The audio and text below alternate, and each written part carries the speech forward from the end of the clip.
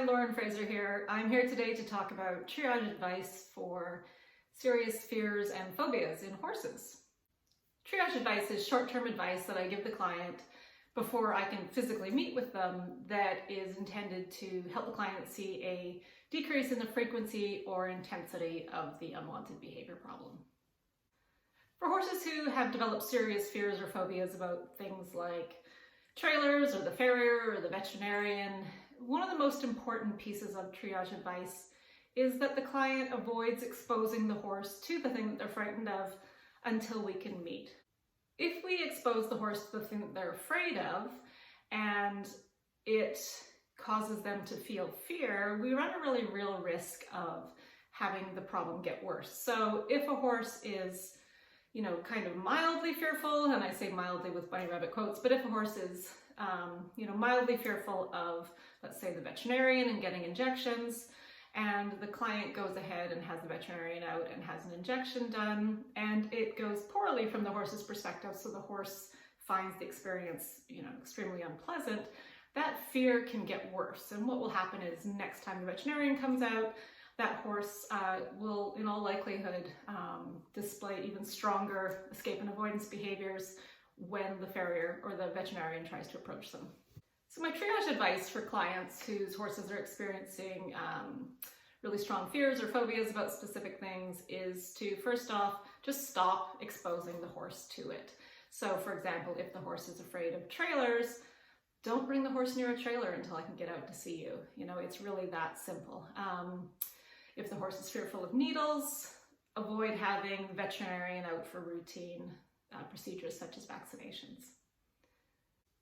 So while with triage advice for horses that have serious fears or phobias, I will recommend that the client avoid exposing the horse to the triggers until we can get out and meet and I can develop a behavior modification plan for that horse.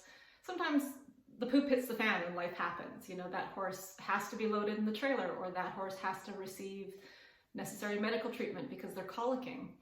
And in such instances, I recommend clients talk to their veterinarian beforehand and have a prescription filled for anti-anxiety medications that the horse can be given before the scary thing has to happen. So for example, if the horse is fearful of trailer loading and a wildfire comes through the area, clearly that client's going to need to load their horse in the trailer.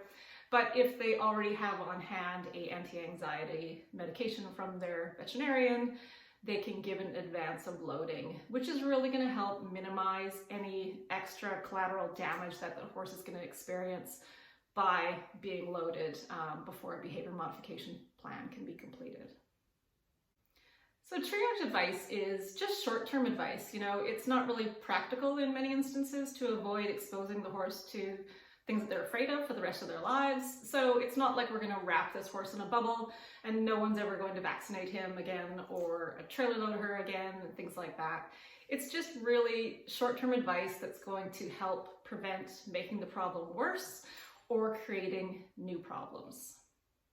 Once a client implements triage advice for serious fears and phobias, that just also gives the horse a bit of a stress holiday. If the horse is fearful of, let's say, going in a specific area in the barn, they've had a traumatic experience in the wash rack or something, just not exposing the horse to that helps also to decrease their overall stress levels. And that really primes the horse to be in a better position to learn when I do come out and we develop a behavior modification plan and start working with that horse. So if your horse is experiencing serious fears or phobias about specific triggers, I do encourage people to thoroughly research the person that they're going to hire to help them with the problem. Unfortunately, horse training is a completely unregulated industry, and many of the methods that are used to help horses overcome, or attempts to help horses overcome serious fears and phobias, rely on what's known as flooding, which is exposing the horse to maximum intensity of the scary thing, and also using positive punishment, which isn't as pleasant as it sounds. It just means adding something to decrease the likelihood that behavior happens again in the future. If you do need help with your horse, they're experiencing these issues, I'm always available. You can reach me at my website, www.equinebehaviourist.ca.